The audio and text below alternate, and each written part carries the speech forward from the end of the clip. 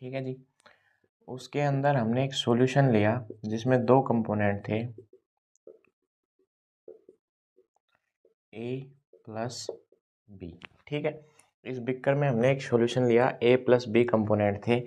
अगर सॉल्यूशन है ये तो इसमें दो कंपोनेंट रहे होंगे ए प्लस बी।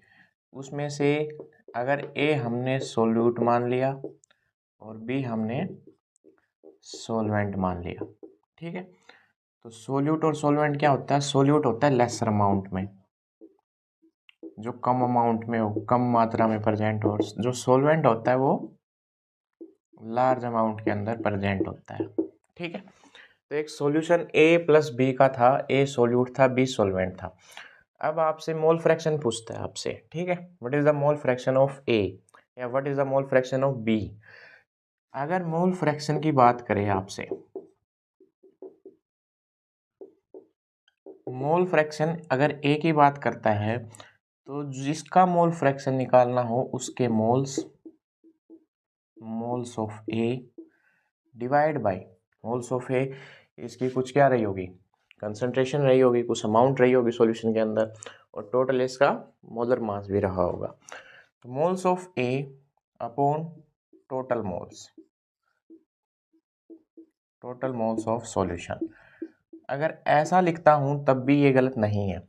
सॉल्यूशन के अंदर अगर मैंने ये टर्म लिखी है मोल फ्रैक्शन इक्वल्स टू, अगर मैं मोल फ्रैक्शन ऑफ ए निकाल रहा हूं तो मोल्स ऑफ ए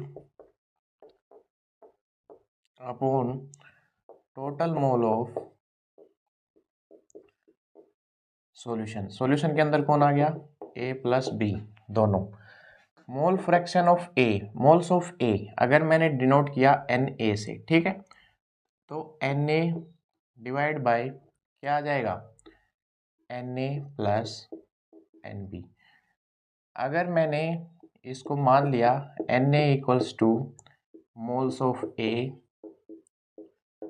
और N B equals to mole of B. ठीक है, अगर मैं मोल ऑफ सॉल्यूशन की बात करता हूँ, जो टर्म मैंने यहाँ यूज की थी total mole of solution, mole of solution की बात करता हूँ मैं, तो ए प्लस बी है ना सॉल्यूशन के अंदर, सोल्यूट भी और सॉल्वेंट भी। तो सोल्यूट का एन ए हो गया और सॉल्वेंट का एन बी मोल हो गए, तो टोटल कितना हुआ? N A plus N B.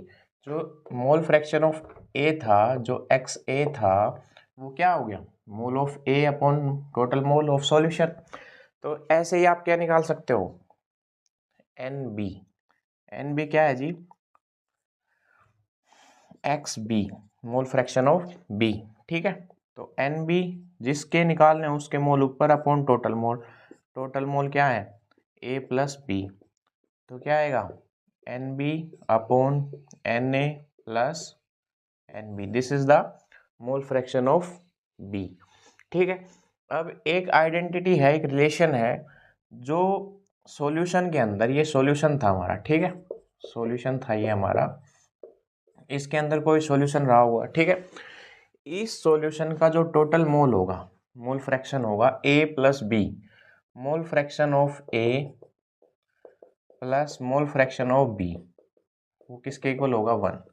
तो ये रिलेशन भी कई बार एग्जामिनर पूछता है आपसे, एक का मोल फ्रैक्शन दे देगा, मोल फ्रैक्शन ऑफ बी निकालने को दे देगा, तो क्या करोगे? 1 माइनस, अगर बी का निकलवाया है mole fraction of B equals to 1 minus mole fraction of A. ठीक है जी, ये हो गया एक रिलेशन। अब मोल फ्रैक्शन ए बी आ गया हमारे पास, तो इससे क्या निकाल सकते हो? ये मोल फ्रैक्शन ऑफ बी हमारे पास आ गया तो क्या आएगा? N B upon n A plus N B. अगर ये डाटा हमारे पास है तो इससे आप क्या निकाल सकते हो? ये वैल्यू भी निकाल सकते हो। तो ये था मोल फ्रैक्शन। अब एक दूसरी टर्म आती है इसके अंदर, मोलैरिटी।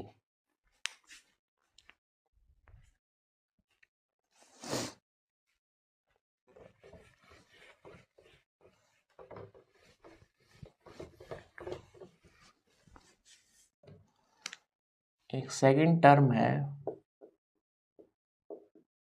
मोलैरिटी। देखो जी, जो मोलैरिटी जो टर्म है वो डिफाइन होती है number of moles of solute. मान लो सोल्यूट क्या था इसमें? A, number of moles of solute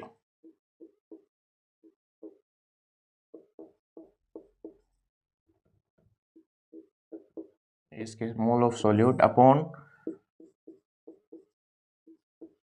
total volume of solution in litre. ठीक है जी, ये आती है आपकी मोलैरिटी। ठीक है, तो मोलैरिटी क्या हुई, अगर मैं बात करूं मोल ऑफ सोल्यूट क्या था हमारा भाई, मोल ऑफ सोल्यूट तो मान लो Na था, मैंने A जो मानना है वो सोल्यूट मानना है और B हमारा सोलवेंट है, तो Na upon total volume of solution. इस सॉल्यूशन का जितना ये वॉल्यूम है, ये जो मैंने दिखाया है, इसमें जो पोर्शन रहा है, इसका जो वॉल्यूम एग्जामिनर ने आपको दिया है उसका टोटल वॉल्यूम लिखोगे आप, और उसको अगर वो ml में दिया है तो उसको आप 1000 से डिवाइड करोगे और उसमें लीटर में कन्वर्ट करोगे, तो which is molarity, number of moles of solute and total volume of solution in litre. तो देखो एक क्वेश्चन करके दिखाते हैं आपको।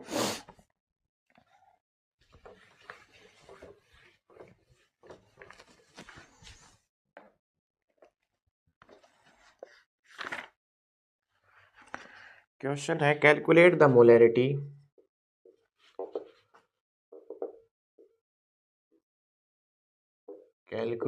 Molarity of NaOH in the solution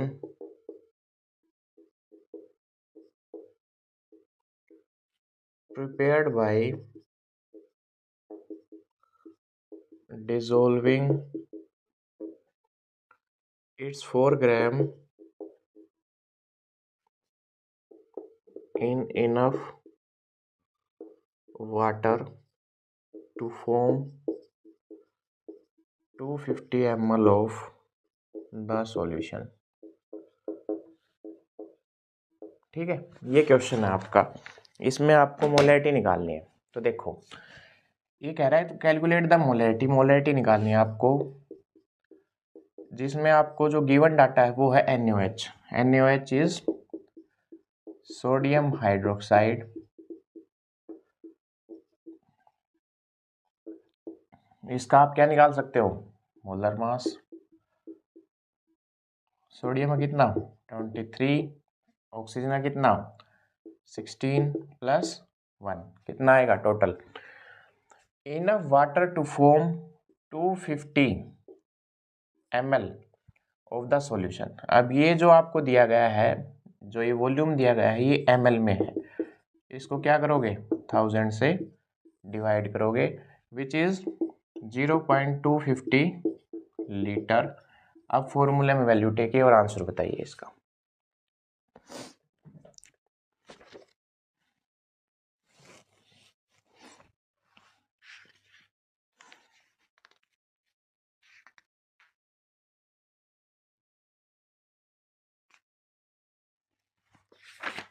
next question है आपका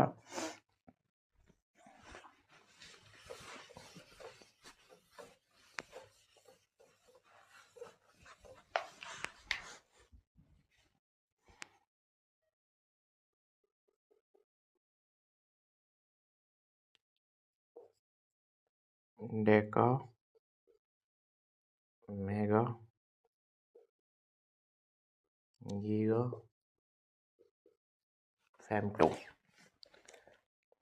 इनके मैच द फॉलोइंग है ये, तो 10 की पावर 6, 10 की पावर 9, 10 की पावर -6, 10 की पावर -15 और 10, मैच द फॉलोइंग करने हैं आपको ये। तो देखो इसमें जो मोलैरिटी थी आपकी वो क्या आ गई, आपको 4 ग्राम NaOH दिया है, तो पहले मोल ऑफ NaOH निकालो, क्योंकि मोलैरिटी का होता है मोल ऑफ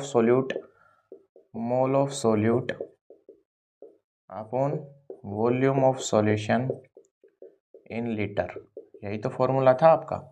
मोल्स निकालने के लिए 4 ग्राम आपको गिवन मास दिया गया है, इसका जब आप टोटल करते हो दिस इज 40 ग्राम, तो 4/40 ये इसके मोल्स आ गए, divide by volume of solution, volume कितना है 0.250 लीटर, तो ये आता है 1/10 और ये नीचे चला जाता है, तो क्या आ गया 0.250 इंटू 10। तो इसमें कैलकुलेट कर लेना क्या आ जाएगी, मोलैरिटी। ठीक है, दिस इज द आंसर। अब ये क्वेश्चन है next, micro, Deka, mega, giga, femto. ये मल्टीपल है, मल्टीपल इसको आपको क्रॉस करना है कि किसके साथ कौन जाएगा। तो देखो ये बहुत इंपॉर्टेंट है यूनिट कन्वर्जन। डेका जो होता है, डेका वो होता है 10, ठीक है। माइक्रो जो होता है वो होता है 10⁻⁻6, ठीक है। मेगा जो होता है वो होता है 10⁻6। माइक्रो 10⁻⁻6 होता है, मेगा 10⁻6 होता है, गीगा जो होता है वो होता है 10⁻9 और जो फेम्टो होता है वो होता है 10⁻50। तो ये सिर्फ ओनली 5 थे, ऐसे काफ़ी हैं यूनिट कन्वर्जन के अंदर, वो बहुत ज़्यादा एसेंशियल है। ठीक है, तो यूनिट कन्वर्जन अगर ये कैलकुलेशन करनी है, आपको एग्जैक्ट आंसर चाहिए और कोई मिस्टेक ना हो, तो उसके लिए आपको यूनिट कन्वर्जन आनी ही चाहिए। तो thanks for today, take care of yourself, thank you.